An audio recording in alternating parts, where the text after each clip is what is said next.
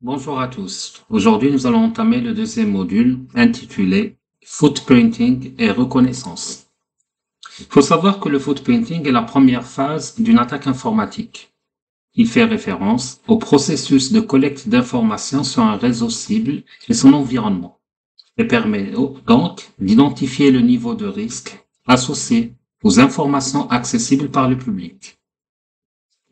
Il faut savoir qu'il n'existe pas de méthodologie unique pour le footprinting, car les informations peuvent être retracées de plusieurs manières. Cependant, il doit être réalisé de manière organisée. Et les informations recueillies au cours de cette étape vont vous aider à découvrir les vulnérabilités existantes dans le réseau cible et à identifier de différentes manières d'exploiter ces vulnérabilités. À la fin du processus de footprinting, on obtient ce qu'on appelle le plan du profil de sécurité de la cible. Il faut savoir qu'il existe deux types de footprinting, le footprinting passif et le footprinting actif. Le footprinting passif consiste à collecter des informations relatives à la cible sans interagir directement avec celle-ci.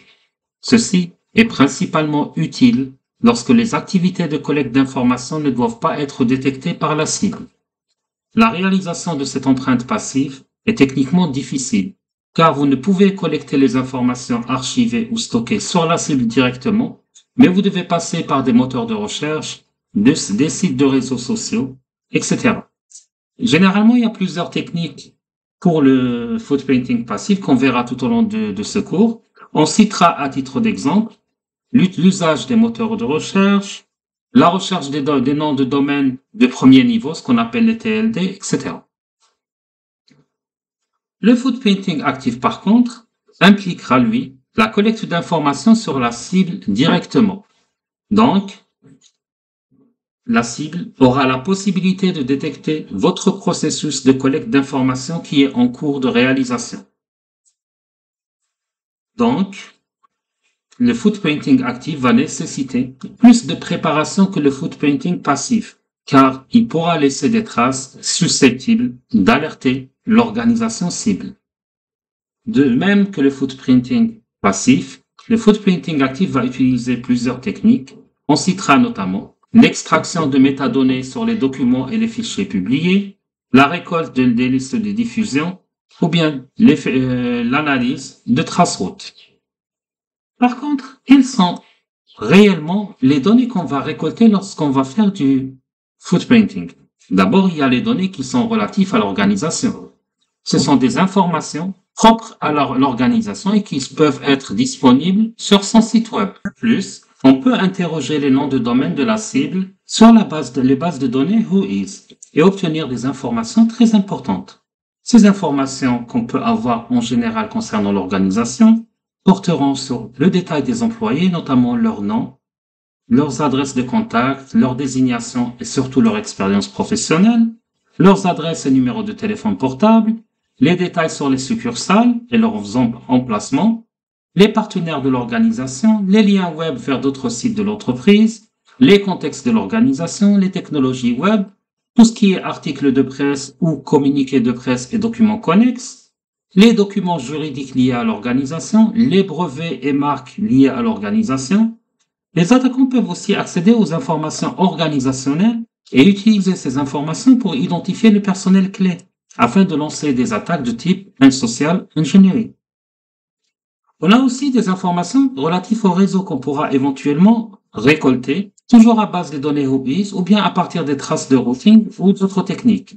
Ces informations vont comprendre les domaines et sous-domaines, les blocs de réseau, la topologie du réseau, des routeurs et les pare-feux, les adresses IP, les enregistrements Whois et les enregistrements DNS et leurs données.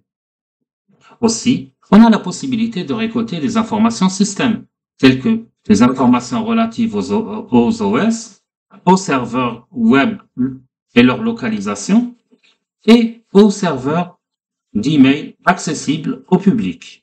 On peut aussi avoir accès à des noms d'utilisateurs ou à des mots de passe. En règle générale, le footprinting vise à identifier la posture de sécurité et à réduire la zone cible qui sera la cible de notre attaque, à vrai dire, en identifiant toutes les vulnérabilités exploitables et en modélisant le réseau. Maintenant, nous allons un peu voir la méthodologie. Donc, depuis tout à l'heure, on est en train de parler de techniques, qu'elles soient passives ou actives. Donc, on va essayer de passer en revue l'ensemble des techniques existantes et qu'on peut utiliser lorsqu'on veut faire du footprinting. Nous allons commencer par les techniques de footprinting qui utilisent les moteurs de recherche. Il faut savoir que les moteurs de recherche sont la principale source d'informations sur une organisation. Ils jouent généralement un rôle majeur dans l'extraction d'informations critiques relatives à une cible sur Internet. Généralement, les moteurs de recherche utilisent des robots d'exploration pour analyser en permanence les sites web actifs et ajouter les résultats récupérés dans l'index du moteur de recherche, qui est ensuite stocké dans une base de données. Lorsque quelqu'un utilise un moteur de recherche et l'interroge, l'index du moteur de recherche va renvoyer une liste de pages de résultats du moteur de recherche, qu'on appelle le SERP, classés et affichés en fonction de leur pertinence. Il faut savoir que les moteurs de recherche peuvent extraire des informations sur l'organisation cible, telles que les plateformes technologiques, les détails des employés, les pages de connexion, les portails Internet, etc. Ces informations vont fortement aider l'attaquant à faire de l'ingénierie sociale, ainsi que d'autres types d'attaques avancées. À titre d'exemple, une recherche Google pourrait révéler les posts publiés sur un forum par le personnel de sécurité. Ainsi, on pourra connaître par exemple les marques de pare-feu, bien les logiciels antivirus utilisés par la cible.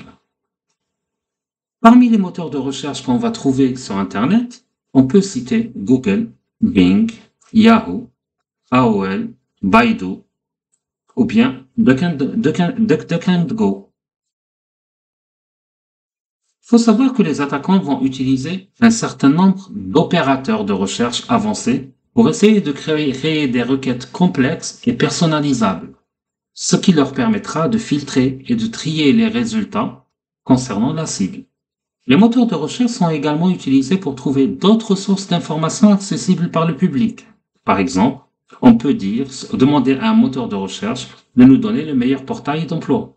Ce portail d'emploi peut nous aider à chercher les demandes d'emploi qui sont publiées par la cible, par exemple.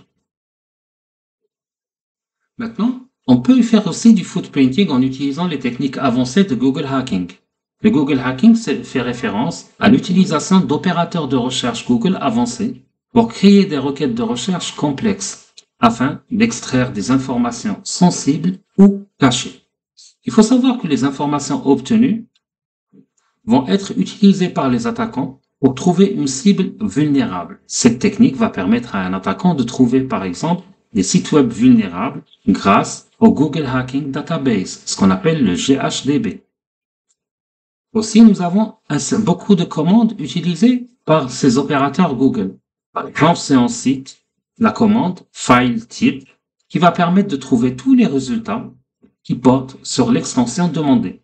Exemple, si je fais FileType .rar, j'aurai toutes les sources disponibles sur Internet qui font référence à un fichier compressé .rar.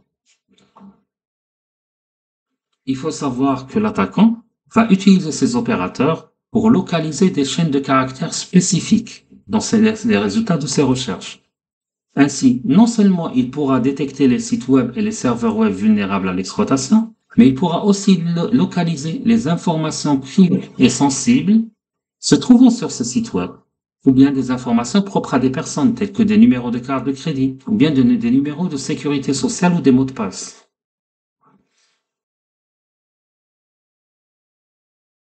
Il arrive des fois que le champ de recherche de Google n'offre pas toutes les facilités nécessaires à la recherche multicritère d'une information spécifique, car une recherche complexe implique un certain nombre de conditions interdépendantes, d'où la nécessité du recours à la recherche avancée, qui offrira plus de précision et d'exactitude, voire même la même précision que celle obtenue avec les opérateurs avancés, mais sans avoir besoin de mémoriser les opérateurs ou de saisir et de les saisir par la suite. On peut aussi utiliser le Google Advanced Image Search pour acquérir des images de la cible, de son emplacement, ou bien des employés. Il faut savoir que la recherche avancée va permettre de spécifier un nombre illimité de critères auxquels la recherche doit correspondre. Ce modèle s'appuie sur le modèle de zone de recherche en ajoutant davantage d'options de recherche. Pour ce faire, dès qu'on choisit un champ et qu'on saisit la chaîne que l'on souhaite rechercher dans la zone de texte, donc il faut savoir qu'il y aura diverses valeurs qui seront réunies par des et, à l'exception des ensembles, des blocs et des formats qui, eux, seront réunis par des ou. Donc, si vous voulez, ça va générer une formule composée de et de ou. Il y a lieu de noter que certaines recherches avancées peuvent aussi être effectuées sur des images ou des vidéos. Il faut savoir aussi qu'il y a un certain nombre d'outils qui existent pour faire une recherche d'images inversées, tels que TinyEye ou bien Google Image Search. Il faut savoir que le recours à des analyseurs vidéo tels que YouTube, Data Viewer reste intéressant pour déceler les fake news.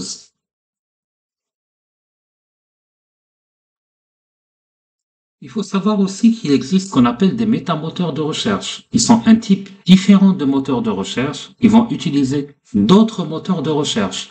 Par exemple, un métamoteur de recherche peut utiliser Google, Bing, Ask.com ou bien d'autres moteurs de recherche pour produire leurs propres résultats dans un laps de temps très court. Ces moteurs de recherche ne disposent pas de leurs propres index de recherche comme on l'a vu avec les autres moteurs de recherche. Ils vont prendre les entrées des utilisateurs et ils vont envoyer la requête simultanément à plusieurs moteurs de recherche tiers pour obtenir des résultats. Une fois que suffisamment de résultats sont rassemblés, ils seront classés selon leur pertinence. Ensuite, ils seront présentés à l'utilisateur via l'interface web. Les métamoteurs de recherche incluent également une fonctionnalité par laquelle les résultats de recherche identiques sont filtrés, de sorte que si l'utilisateur recherche à nouveau la même requête, elle n'affichera pas le même résultat deux fois. Un métamoteur de recherche est avantageux par rapport au moteur de recherche simple, car il peut récupérer plus de résultats avec le même effort. À l'aide d'un métamoteur de recherche, tel que Startpage, Metagear ou bien etools.ch,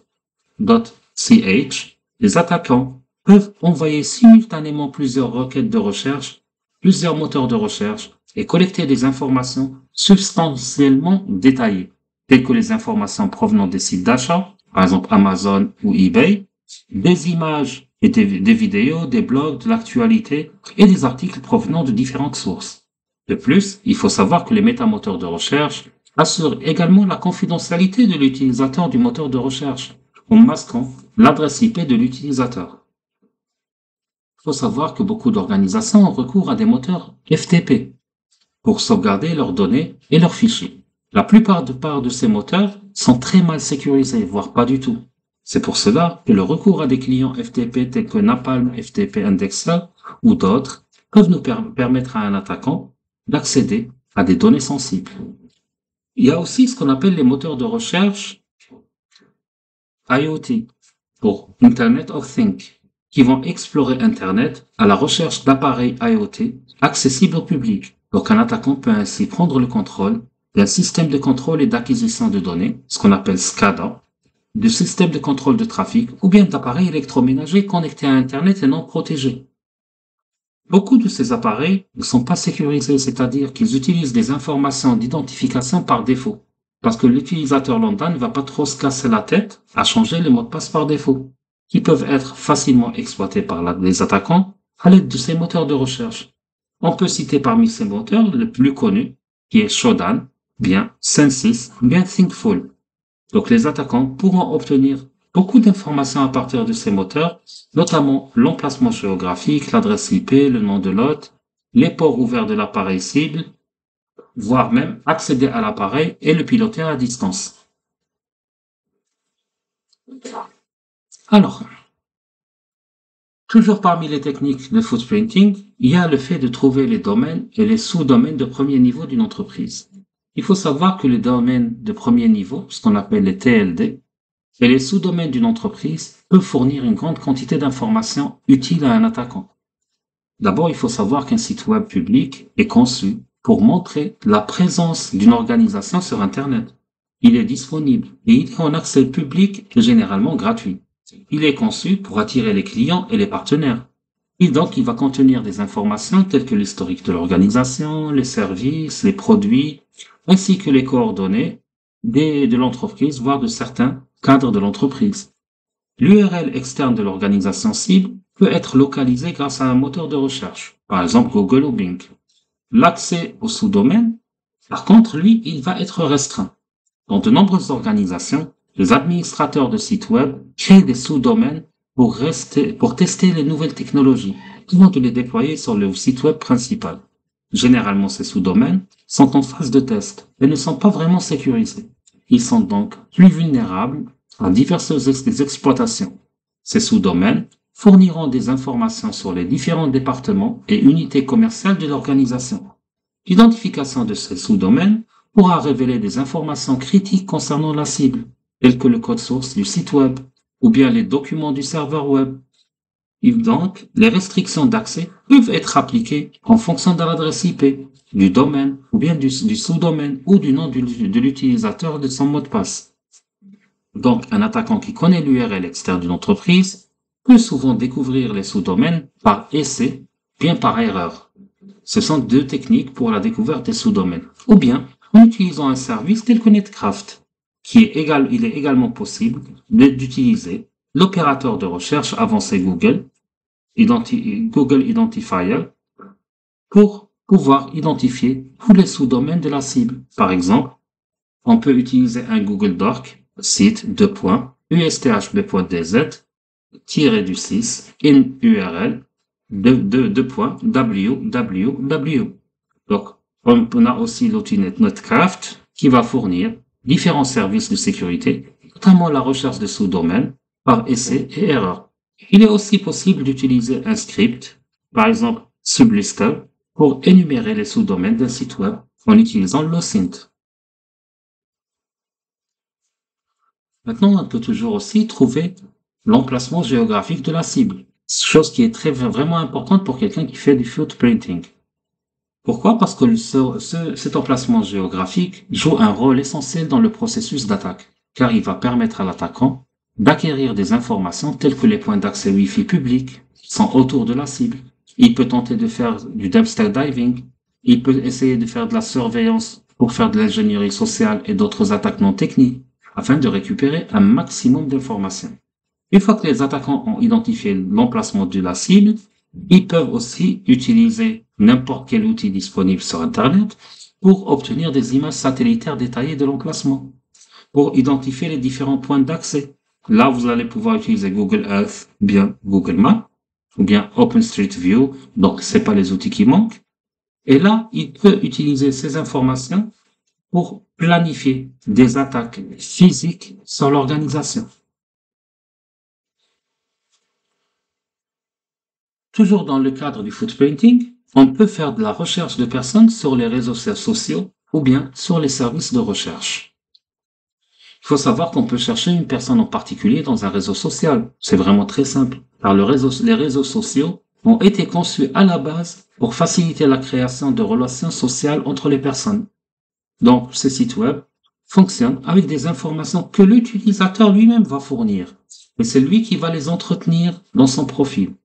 Donc, le rôle des réseaux sociaux consiste uniquement à aider à relier de manière directe ou indirecte les gens les uns aux autres à travers divers domaines tels que les intérêts communs, le lieu de travail, l'éducation.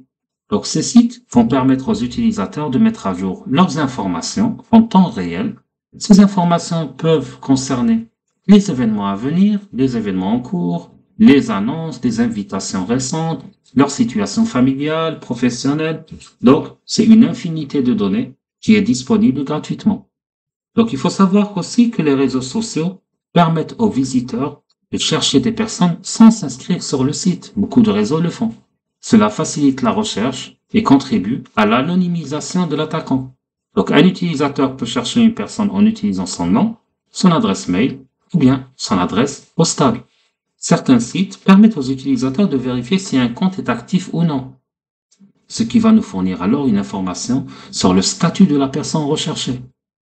Donc, aussi, les sites de réseaux sociaux tels que Facebook, Twitter ou LinkedIn ou Instagram nous permettent de rechercher des personnes par nom, par mots-clés, par entreprise, école, amis, collègues et personnes vivant autour d'elles. Donc, la recherche de personnes sur ces sites va renvoyer des informations personnelles telles que le nom, le poste, le nom de l'organisation, l'emplacement actuel et les diplômes. En outre, on peut également trouver des informations professionnelles telles que l'entreprise ou l'emplacement actuel, le numéro de téléphone, l'identifiant de la messagerie, énormément de photos et de vidéos. Donc les sites de réseaux sociaux tels que Twitter sont utilisés pour partager des conseils, des actualités, des préoccupations, des opinions, des rumeurs, des faits. Grâce aux recherches qu'on va effectuer sur les services des réseaux sociaux, on peut toujours aussi collecter des informations critiques qui aideront à mener une attaque d'ingénierie sociale ou d'autres types d'attaques. On peut aussi utiliser les sites web d'archives publiques pour trouver les informations sur les adresses e-mail, les numéros de téléphone, les adresses personnelles.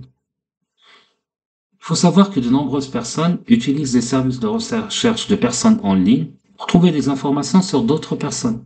Généralement, les services de recherche de personnes en ligne tels que PP, Intellius, Been Verified, White Pages, bien PQ, vont fournir les noms, adresses, coordonnées, date de naissance, photographies, vidéos, profession, détails sur la famille, sur les amis, les profils sur les réseaux sociaux. Donc, une infinité d'informations, notamment en matière d'antécédents criminels sur les personnes. Donc, en outre, les services de recherche de personnes en ligne peuvent souvent révéler la profession d'un individu, les entreprises à laquelle appartiennent ces individus, les projets qu'ils sont en train de réaliser ou bien carrément leurs projets futurs, leur site web, leur blog, leur numéro de contact, etc. Donc, à l'aide de ces informations, un attaquant peut obtenir assez d'informations pour mener une campagne d'ingénierie sociale, voire même jusqu'à obtenir les coordonnées bancaires, les détails de la carte de crédit, voire même tout l'historique de la vie d'une personne.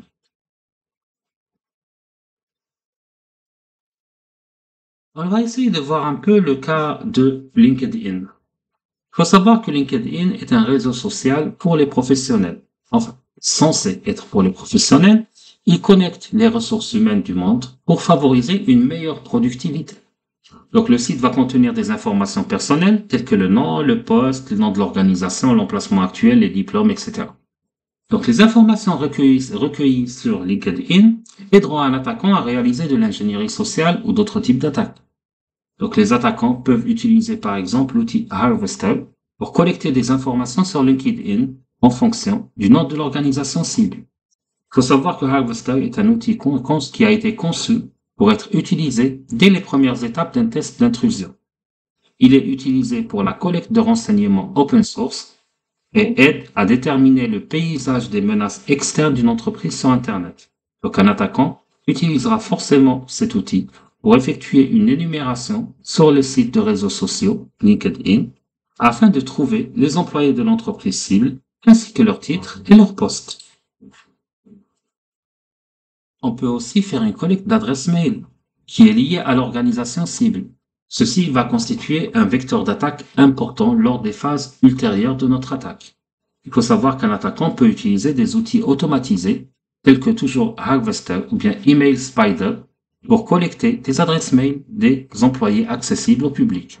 Ces outils vont tout simplement collecter des listes de diffusion liées à un domaine spécifique à l'aide de moteurs de recherche tels que Google, Bing et Baidu. Donc les attaquants vont utiliser ces listes de diffusion et le nom d'utilisateur pour effectuer les attaques d'ingénierie sociale et des forces brutes sur l'organisation cible. Vous remarquerez qu'on fait allusion à beaucoup d'outils, mais réellement ces outils vont s'appuyer eux aussi sur les réseaux sociaux ou bien sur les moteurs de recherche en utilisant les techniques qu'on avait vues au départ. On peut aussi faire une récolte d'informations à partir de services financiers. Il faut savoir que les attaquants qui cherchent à accéder à des informations personnelles ou financières cherchent souvent des données telles que les cotations boursières. Ils cherchent à avoir des graphiques, de l'actualité financière, des informations sur les portefeuilles d'actifs, les services financiers tels que, par exemple, Google Finance MSN Money, Yahoo Finance, Investing.com peuvent nous fournir une grande quantité d'informations utiles, telles que la valeur marchande d'une action, d'une entreprise, voire carrément le profit de l'entreprise et le détail de ses concurrents. Ces rapports, ainsi que les actualités et des articles de recherche, de blog sur les entreprises.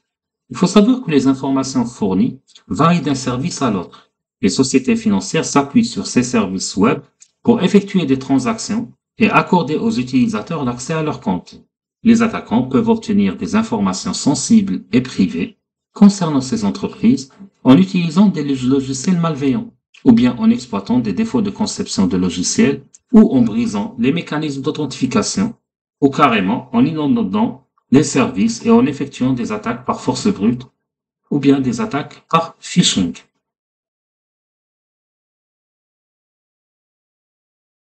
On peut aussi faire du footprinting en récoltant des informations à partir des sites de recrutement. Il faut savoir qu'un attaquant peut collecter des informations très précieuses relatives au système d'exploitation, sur la version des logiciels, les détails de l'infrastructure de l'entreprise, voire même les schémas de base de données d'une organisation en exploitant ce type de site. Il faut savoir que les sites web de nombreuses organisations vont fournir des informations de recrutement sur les pages d'offres d'emploi, qui, à son tour, va révéler des informations sur le matériel et le logiciel, et des informations relatives à leur réseau, donc à toute leur partie IT. De plus, un site web peut contenir une liste d'employés clés avec des adresses mail qu'on va mettre dans l'annonce relative au recrutement. On peut aussi faire du footprinting sur le dark et le deep web.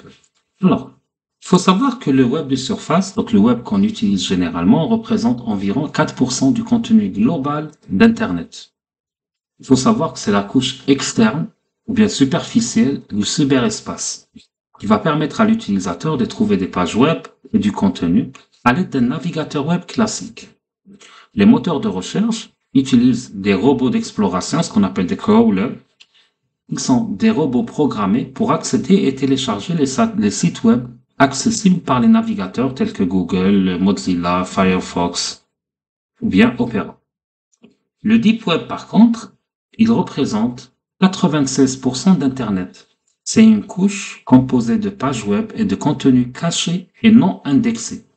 Un tel contenu ne peut pas être localisé à l'aide de navigateurs web, de moteurs de recherche traditionnels. Le Deep Web se compose de bases de données officielles, gouvernementales ou fédérales, et d'autres informations liées à diverses organisations. Le Deep Web est accessible à l'aide de moteurs de recherche tels que le navigateur Tor et la bibliothèque virtuelle www. Il peut être utilisé pour des activités légales ou illégales. On arrive à la troisième partie qui est le Dark Web, ou Darknet, qui est une couche plus profonde du cyberespace en ligne. Et c'est un sous-ensemble de notre Deep Web qui permet à quiconque de naviguer de manière anonyme sans être retrouvé. Le Dark Web est accessible que via des outils spécifiques ou des navigateurs Darknet. Les attaquants utilisent principalement le Dark Web pour effectuer une empreinte de l'organisation cible et lancer des attaques. Il faut savoir que le Dark Web est accessible à l'aide de moteurs de recherche tels que Tor Browser et Exonerator. Les attaquants peuvent utiliser des outils de recherche sur le Deep et le Dark Web tels que les navigateurs Tor ou bien Exonerator Tor et le moteur de recherche Onion pour collecter des informations confidentielles relatives à la cible, telles que les détails de carte de crédit, les informations sur le passeport, les détails des cartes d'identité, dossiers médicaux, etc. Aussi, ils peuvent lancer de nouvelles attaques contre les cibles. À titre d'exemple, le navigateur Tor est utilisé pour accéder au Deep et au Dark Web. Il va agir comme un VPN par défaut pour l'utilisateur et il va renvoyer l'adresse IP du réseau via plusieurs serveurs avant d'interagir avec si vous voulez, le site que vous allez consulter.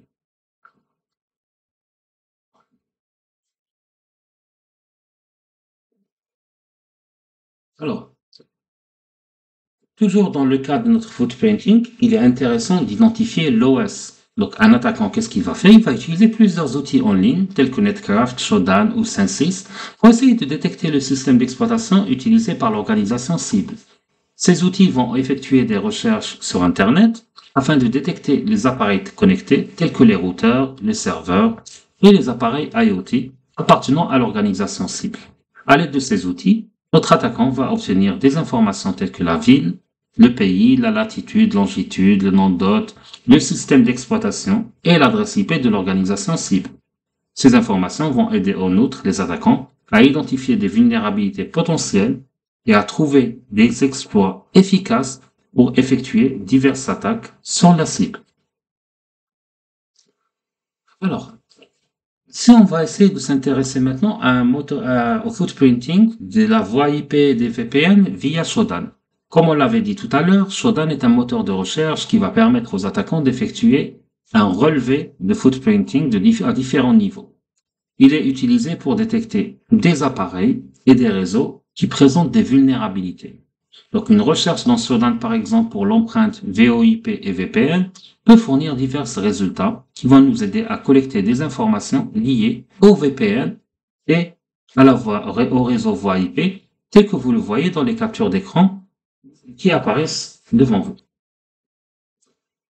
Maintenant, il y a un terme assez intéressant qui est la veille concurrentielle. Il faut savoir que la veille concurrentielle n'est pas propre à l'informatique.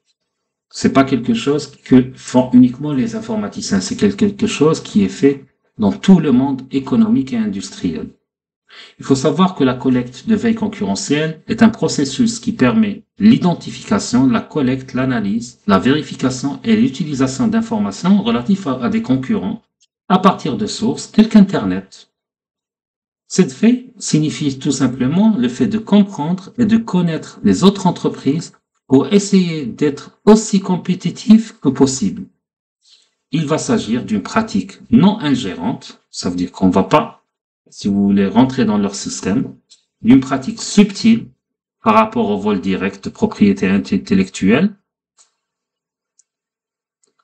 où on va se concentrer sur les affaires externes et l'environnement. Dans cette méthode, un professionnel va collecter les informations de manière éthique et légale. J'insiste sur les termes éthique et légal, au lieu de les collecter secrètement. La veille concurrentielle va nous aider à faire quoi? Elle va nous aider à déterminer ce que font les concurrents, comment les concurrents se positionnent et comment ils positionnent leurs produits et leurs services, que disent les clients des forces et des faiblesses des concurrents. Donc, les entreprises qui effectuent une veille concurrentielle, soit ils vont employer des personnes pour rechercher des informations, soit ils vont utiliser un service de base de données commercial, ce qui impliquera des coûts moindres. Donc, les informations recueillies peuvent aider les dirigeants d'une entreprise, comme on l'a dit, à prendre des décisions stratégiques. Donc, la collecte de veille concurrentielle peut être réalisée en utilisant soit une approche directe, soit une approche indirecte. L'approche directe constitue la principale source de collecte de veille concurrentielle. Donc, les techniques d'approche directe vont inclure la collecte d'informations provenant de salons professionnels, l'ingénierie sociale des employés et des clients, etc. Par contre, l'approche indirecte, elle va permettre de la récolte d'informations sur les concurrents à l'aide de ressources en ligne. Donc, les techniques d'approche vont comprendre les sites web de l'entreprise, les offres d'emploi, les services de support sur Internet où il va y avoir des discussions, les moteurs de recherche, les bases de données en ligne, la publication sur les réseaux sociaux, les communiqués de presse, les rapports annuels, les revues spécialisées, les conférences et journaux, les brevets et les marques, les catalogues de produits et les points de vente, les rapports d'analyse et les rapports réglementaires, les entretiens avec les clients et les fournisseurs, les agents, les distributeurs, les blogs de publication, les bases de données juridiques, les bases de données d'information commerciale. Donc tout ça, ça va être des sources d'information lorsqu'on va faire de la veille concurrentielle de manière indirecte. Il faut savoir que la collecte des documents et des dossiers des concurrents va contribuer à améliorer la productivité et la rentabilité. comme on l'a dit tout à l'heure, qui va stimuler la croissance de l'entreprise. Donc cela va aider à déterminer des réponses aux questions suivantes. D'abord, par exemple, quand est-ce qu'il a commencé? Donc, grâce à la veille concurrentielle, les entreprises peuvent recueillir l'historique d'une entreprise particulière, comme sa date de création. Parfois, ils recueillent des informations cruciales qui ne sont pas souvent accessibles à d'autres. Une autre question assez intéressante, c'est comment s'est-elle développée? Quelles sont les différentes stratégies utilisées par l'entreprise? L'intelligence du développement peut inclure des stratégies publicitaires. Est-ce que c'est la gestion de la relation client, etc. Qui dirige cette entreprise? Donc, les informations vont aider à connaître les décideurs chez le concurrent. Où est-ce qu'elle est située?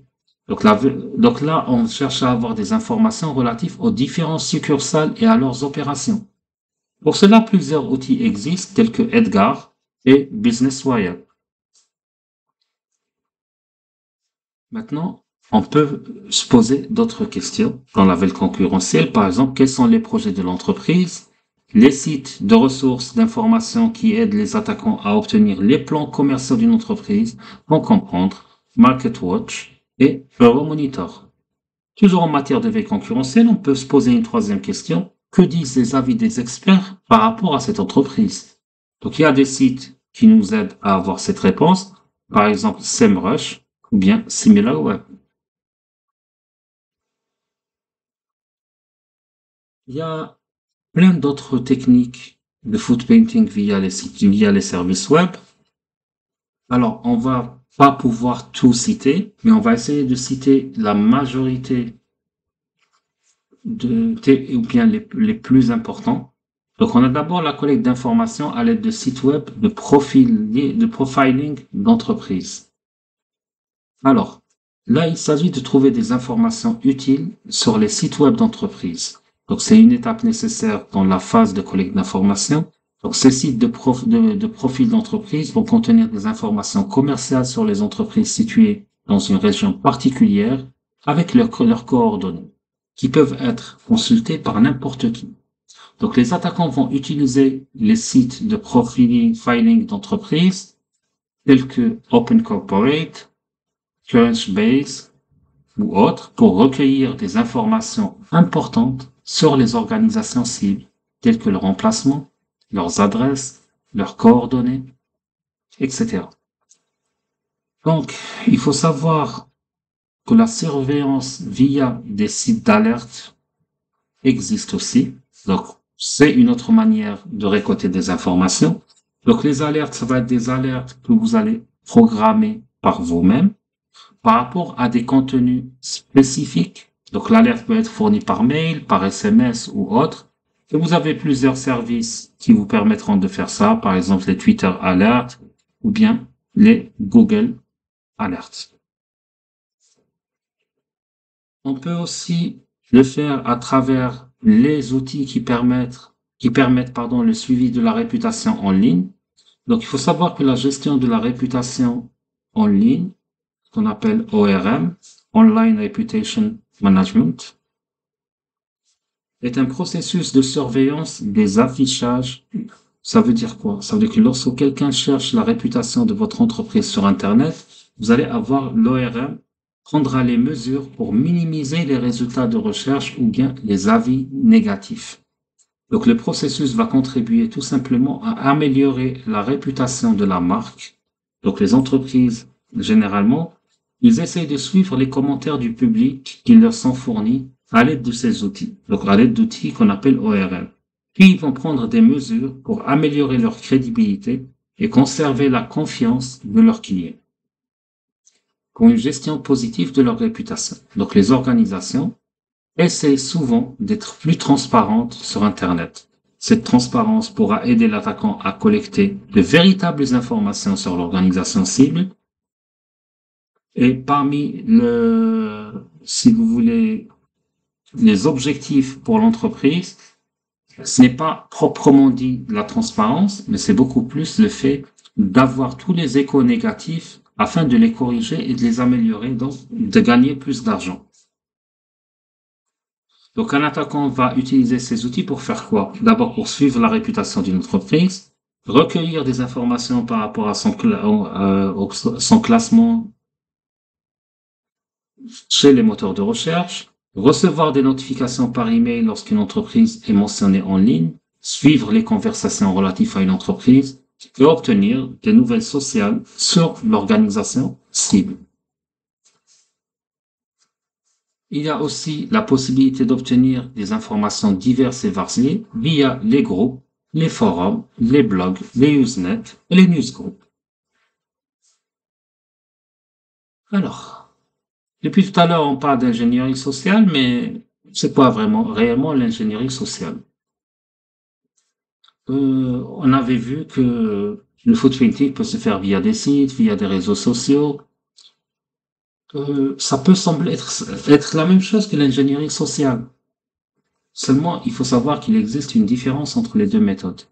En effectuant un food painting via ingénierie sociale, vous allez inciter les gens à vous révéler l'information.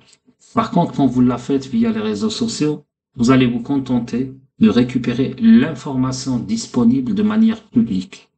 Il faut savoir que pour un attaquant, les sites de réseaux sociaux constituent une précieuse source d'informations sur la personne, sur les organisations, etc.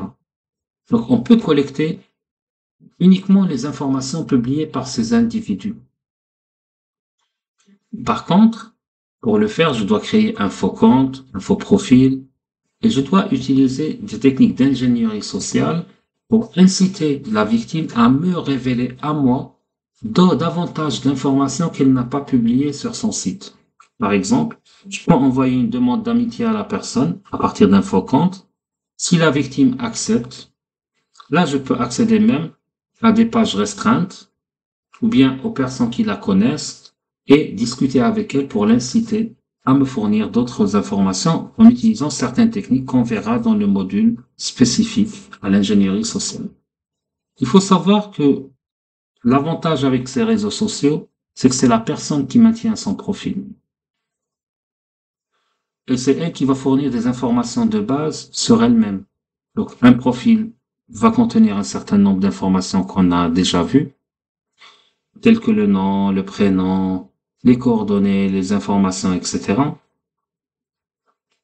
Par contre, les sites de réseaux sociaux vont permettre également aux gens de partager des photos, des vidéos. Si l'utilisateur ne parvient pas à définir les bons paramètres de confidentialité appropriés pour ses albums, ben, moi, en tant qu'attaquant, je peux voir toutes les photos et les vidéos qu'il partage. Il faut savoir aussi que les utilisateurs peuvent rejoindre des groupes pour jouer à des jeux ou partager leurs points de vue, leurs centres d'intérêt. Ben, je peux aussi collecter des informations par rapport à ces groupes, connaître leur centre d'intérêt de ma victime. Et je peux créer même des événements qui vont l'intéresser pour l'attirer vers ces événements et améliorer la relation que j'ai avec la future victime.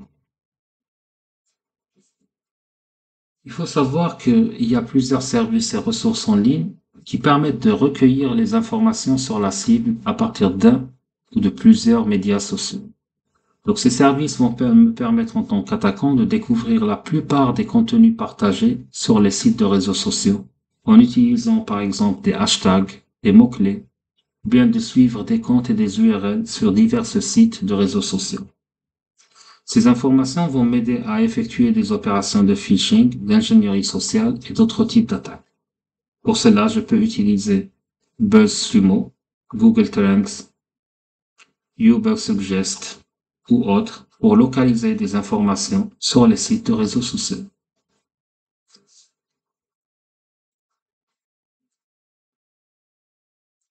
Je peux aussi effectuer une recherche de localisation sur les sites de médias sociaux tels que Twitter, Instagram et Facebook, qui vont m'aider à détecter la géolocalisation exacte de la cible. Ces informations vont m'aider en outre à réaliser diverses attaques d'ingénierie sociale et non technique. De nombreux outils en ligne existent, par exemple FollowerWonk, Hootsuite ou bien Sysomos, qui me permettent de chercher des informations géolocalisées et non géolocalisées sur les sites des médias sociaux. généralement, en tant qu'attaquant, je vais chercher les sites de réseaux sociaux à l'aide d'outils en ligne en utilisant des mots-clés, des noms d'utilisateurs, une date et une heure. Sachez qu'il est plus facile de se rapprocher d'une personne si vous lui donnez l'impression de connaître tous les détails. Par exemple, vous allez discuter avec une personne en lui disant, oui, on était dans le même lycée qui se situe à tel endroit, tu te rappelles le jour où tu es parti à tel endroit, vous n'y êtes jamais parti. Mais si vous lui donnez ce détail, c'est parce que vous avez pu géolocaliser certaines de ses photos, les endroits où il a pris telle ou telle photo. Donc même là, si la personne ne se rappelle pas, elle commencera à vous faire confiance parce que tout simplement, vous lui citez des choses qu'elle a fait, des endroits qu'elle a visités. Elle va se dire, bon, peut-être que je ne me rappelle pas de la personne, mais finalement, elle me connaît réellement. Alors, parmi les outils qu'on va utiliser pour le foot painting sur les réseaux sociaux, il y a aussi un outil très intéressant qui s'appelle Sherlock. Il est utilisé pour rechercher un nom d'utilisateur dans un grand nombre de sites de réseaux sociaux. Il y a aussi un autre outil qui s'appelle Social Searcher, qui permet aussi de localiser un compte en temps réel et va nous fournir toutes les données analytiques relatives aux personnes recherchées. De la même manière qu'on a fait du foot painting sur des personnes, etc., on peut le faire sur des sites web. Il faut savoir qu'un site web d'une organisation est le premier endroit, comme on l'a dit tout à l'heure, où un attaquant ira récolter des informations. Donc, les foot painting de site web fera référence à la surveillance et à l'analyse du site web d'une organisation cible à des fins d'information. Il va utiliser plusieurs techniques, notamment la mise en miroir du site web, l'extraction d'informations ou de liens sur le site web, bien tout simplement la collecte de word lists, l'extraction de métadonnées de documents publics. Et bien sûr, on peut faire aussi de la surveillance des mises à jour web et le trafic du site web.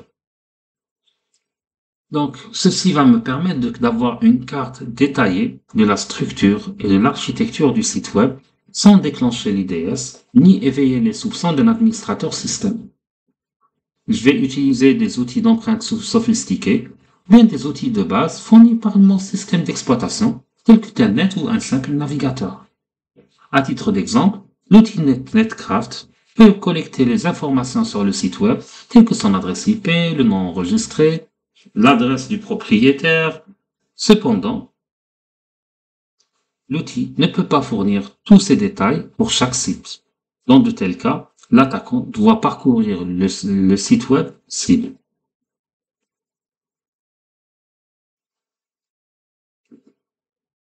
Alors, il faut savoir que la navigation sur le site web cible va me fournir généralement les informations suivantes. D'abord, le logiciel utilisé et la version, le système d'exploitation, les répertoires et les paramètres, le nom des fichiers, les chemins, le nom des champs des bases de données ou les requêtes, les plateformes de scripting. Ça veut dire comment est-ce que je peux les obtenir? Tout simplement à l'aide d'extensions du nom de fichier de script, tel que par exemple .php, .asp, .jsp ou autre. Les technologies utilisées. Il suffit d'inspecter l'URL. Par exemple, si dans l'URL je trouve du .NET, du .php ou autre, je peux déduire la technologie. Ou bien les coordonnées et les détails du CMS. Il faut savoir que l'attaquant peut utiliser des outils pour ça. Ça peut être Burp Suite, ça peut être Zap Proxy, WhatWeb, bien Built With. Pour informer et afficher les en-têtes qui vont fournir l'état des connexions et le type de contenu, les informations sur les plages d'acceptation et la dernière modification, par exemple les informations X powered by, ou bien les serveurs web utilisés et leur version. Ou comme on peut se contenter d'examiner le code source du site web ainsi que les cookies. On peut aussi utiliser des spiders, ce qu'on appelle communément les robots d'exploration web, bien les robots web. Tout simplement, c'est des programmes ou des scripts automatisés qui vont parcourir un site web d'une manière méthodologique pour collecter des informations spécifiques, telles que les noms des employés, les adresses e-mail ou autres. Donc, tout dépend de ce que vous voulez chercher. Donc, les attaquants vont utiliser ensuite ces informations pour effectuer leur ingénierie sociale ou bien n'importe quel type d'attaque. Donc, en utilisant ces Spider web, on peut découvrir tous les fichiers, toutes les pages web du site web cible en fournissant simplement l'URL au Spider. Lui, qu'est-ce qu'il va faire? Il va envoyer une centaine de requêtes vers le site web cible, analyser le code HTML et toutes les réponses reçues pour identifier des liens supplémentaires. Ça veut dire qu'il va parcourir à la recherche de tout lien possible pour essayer de récupérer un nombre maximum de pages web se trouvant sur le site web. Alors, nous avons généralement plusieurs manières de faire la chose. On peut parler de spidering dirigé par l'utilisateur. Donc, dans certains cas, l'attaquant, qu'est-ce qu'il va faire? Il va utiliser une technique plus sophistiquée pour explorer le site web. Donc, au lieu d'utiliser des outils automatisés, il va utiliser des navigateurs web standards pour parcourir le site web et tenter de parcourir toutes les fonctionnalités fournies par l'application web. Lors de l'exécution de cette tâche, le trafic entrant et sortant du site web qui en résulte est surveillé et analysé par des outils qui vont tout simplement essayer de détailler et d'analyser les fonctionnalités à la fois d'un spider et d'un proxy d'interception. De plus, ce type d'outil va créer une cartographie de l'application web composée de tous les URL visités par le navigateur. Ils analysent également les réponses de l'application et mettront à jour notre mapping du site web avec le contenu qu'on vient de découvrir.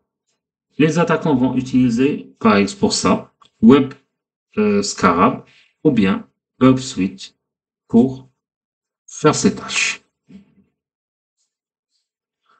Une autre technique consiste à faire le mirroring d'un site web. La mise en miroir d'un site web est un processus qui va nous permettre de créer une réplique exacte ou bien un clone d'un site web. Plusieurs outils existent, par exemple HTTP Track Web Site ou bien NCollector Studio.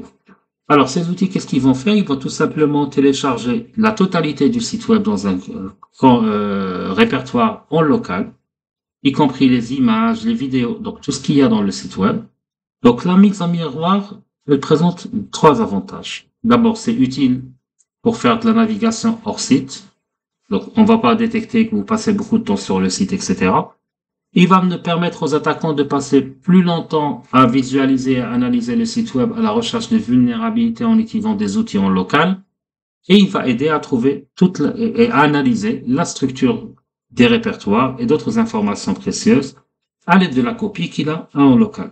Donc on arrêtera d'interagir concrètement avec le site distant. On peut aussi extraire des informations d'un site web d'archives à partir de archive.org. Il faut savoir que archive.org est une Internet Archive Wayback Machine qui va explorer les versions archivées des sites web. Donc, une telle exploration va permettre à un attaquant de rassembler toutes les informations sur les pages web d'une organisation depuis sa création. Ça veut dire même s'ils ont supprimé quelque chose de leur site web, on peut aller vers ce type de site pour dire je veux voir l'état du site à telle date ou bien à tel jour.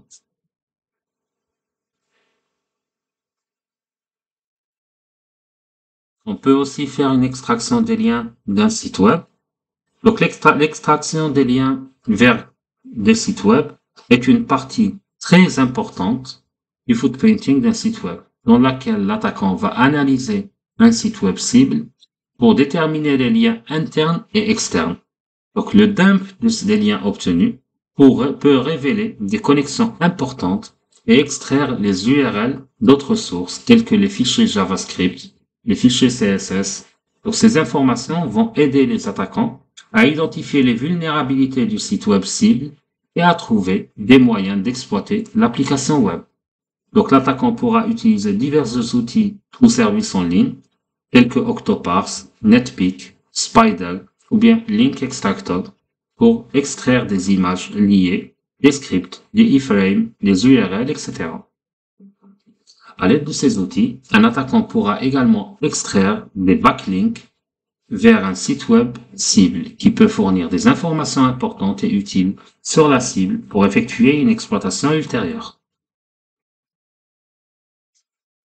Alors, Il y a aussi l'approche qui consiste à récupérer des word lists à partir d'un site web. Il faut savoir qu'un site web, il y a énormément de mots. Donc les mots qui sont disponibles sur un site web peuvent révéler des informations critiques qui vont aider les attaquants à poursuivre leur exploitation. Donc l'attaquant peut essayer de rassembler une liste d'adresses email par exemple. Lui, il s'intéresse aux adresses email pour pouvoir les craquer leur serveur de messagerie. Il va récolter toutes les adresses email. Donc après avoir obtenu ces adresses email, un attaquant pourra avoir une liste de mots disponibles sur le site web.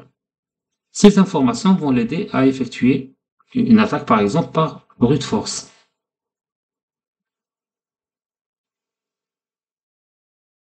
On peut aussi faire de l'extraction de métadonnées à partir de documents publics. Il faut savoir que les informations utiles peuvent résider dans le site web de l'organisation sous la forme de documents PDF, sous la forme de fichiers Word ou bien d'autres fichiers qui se trouvent dans divers formats.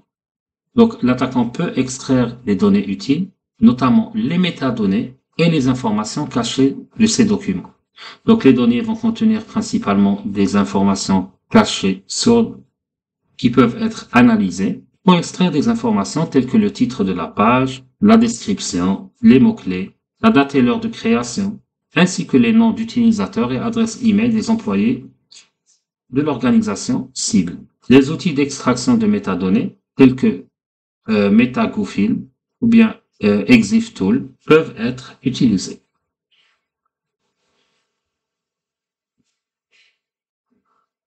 Alors, on peut aussi faire de la surveillance des pages web pour la mise à jour et les modifications. Ça veut dire tout simplement qu'on va essayer d'être au courant à chaque fois qu'il y a une mise à jour qui a été faite sur ce site web. On peut faire une recherche de coordonnées d'adresse email et de numéro de téléphone dans un site web. Comme on peut faire une recherche de modèles de publication des pages web et de numéros de révision. Ou bien tout simplement, on peut surveiller le trafic sur un site web de l'entreprise.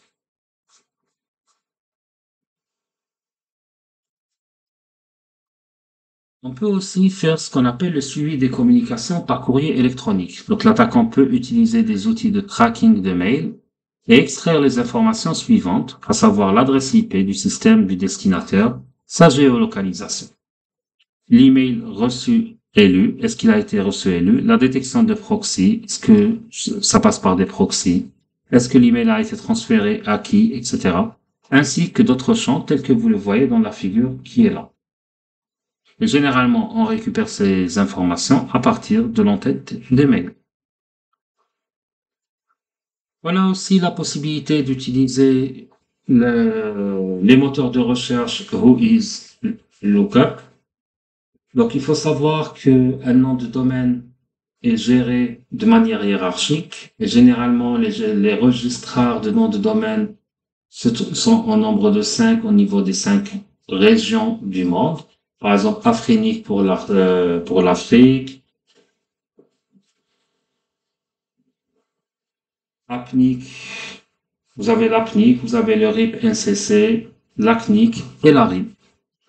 Maintenant, pour chaque nom de domaine, nous avons un certain nombre d'informations, notamment le titulaire du nom de domaine, le contact administratif, le numéro de téléphone, quand est-ce qu'il expire, quand est-ce qu'il a été mis à jour, etc. Et pour extraire ces informations, on peut soit s'adresser directement au moteur Whois, soit utiliser des outils tels que Robtex ou bien Netsoft. On a aussi la possibilité de géolocaliser des adresses IP à travers différents outils qui se trouvent disponibles sur Internet. Donc, si j'ai l'adresse IP, je peux directement essayer de localiser son emplacement, par exemple à travers IP2 Location. Je peux extraire des informations DNS. Alors, vous savez tous c'est quoi un enregistrement DNS? C'est un enregistrement qui fait la correspondance entre l'adresse IP et le nom de la machine, ou bien le nom de domaine. Nous avons plusieurs types d'enregistrement DNS, notamment le type A, MX, NS, PTR. Bon, je rentre pas dans ces détails, c'est censé être des informations que vous connaissez déjà.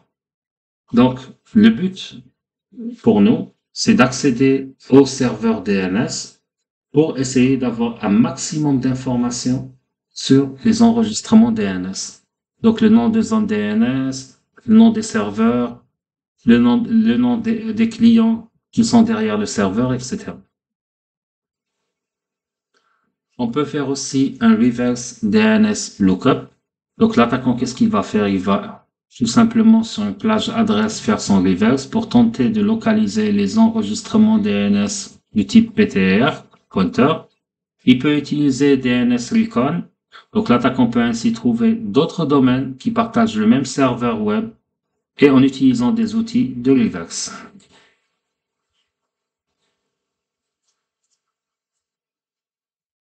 Le but de l'attaquant est aussi d'essayer de détecter d'autres plages de réseau. Donc cette information va permettre de cartographier le réseau de notre cible. On peut utiliser des outils tels que les bases de données Whois pour identifier les différents blocs IP.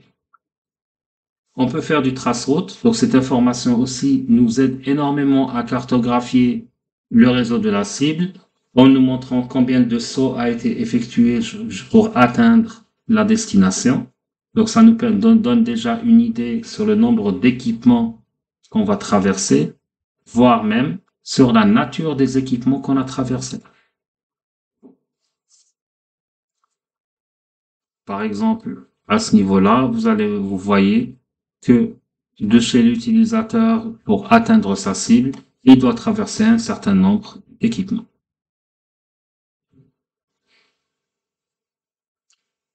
Il y a plusieurs outils qui vont nous simplifier la vie en dehors de la commande traditionnelle de traceroute. Nous avons le Path Analyzer Pro ou bien le Visual Code. Alors, on peut toujours faire aussi de l'ingénierie sociale dont on parle depuis tout à l'heure. Comme on l'avait dit, c'est l'art d'exploiter l'être humain pour extraire des informations confidentielles. Donc, on peut avoir énormément d'informations. Pratiquement, quand on parle d'ingénierie sociale, vous pouvez avoir toutes les informations possibles et imaginables. Alors, parmi les techniques, les approches pas très techniques qui sont utilisées, on peut parler d'imitation, on peut parler de dumpster diving, de should surfing, ou bien tout simplement de eavesdropping. Alors, le eavesdropping, c'est tout simplement le fait d'espionner les gens et d'écouter leurs conversations. Le shoulder surfing, c'est de regarder par-dessus leur épaule pour essayer de voir ce qu'ils sont en train de faire. Par exemple, voler leur mot de passe ou bien voler leur numéro de carte de crédit. Le dumpster diving, eh ben, il faudra pas vous plaindre des saletés après. Il suffit tout simplement de se plonger dans les poubelles à la recherche d'informations pertinentes. Et l'imitation ou bien l'usurpation d'identité, c'est de prétendre être une personne légitime pour que les gens vous fassent confiance et vous révèlent certains types d'informations. Parmi les outils qu'on va utiliser pour faire du social engineering, nous avons Maltego et ReconNG. Moi, je vais pas trop rentrer dans leurs détails parce qu'on sera amené à les voir en détail par la suite. Nous avons aussi FOCA et OSR Framework. Et nous avons ce qu'on appelle l'OSINT Framework. L'OSINT, c'est tout simplement l'art de récolter de l'information à partir de sources ouvertes. Nous avons ReconDog, nous avons Bill Cipher, ainsi que d'autres outils. Maintenant, pour lutter contre le footprinting, il y a un certain nombre de contre-mesures qu'il est très utile d'utiliser.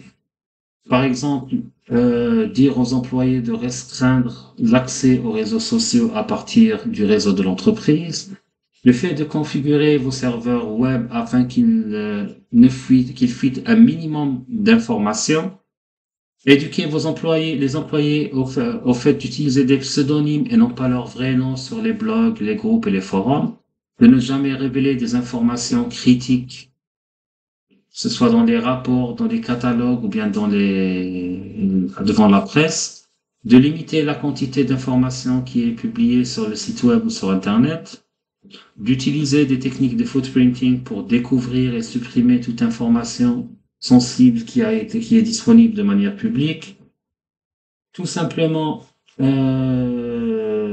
d'utiliser des services anonymes quand on utilise les moteurs de recherche, de développer et de renforcer les politiques de sécurité, de désactiver le listing des dossiers, de restreindre le transfert de zones DNS. Donc là, il faut protéger son DNS, de conduire des formations de sécurité périodiques et surtout de sensibilisation de manière plus ciblée vers tout ce qui est ingénierie sociale, d'opter pour des bases de données WHOIS anonymes. Il faut savoir que dans les bases de données WHOIS, vous pouvez masquer vos informations pour ne pas les rendre publiques. Il suffit de payer pour ça. De chiffrer, si vous voulez, toutes les informations sensibles ou bien de les protéger par des mots de passe. De sécuriser l'ensemble de vos actifs critiques. De placer les documents critiques dans des, si vous voulez, conteneurs offline pour éviter leur exploitation. Formez encore vos employés sur les techniques d'attaque.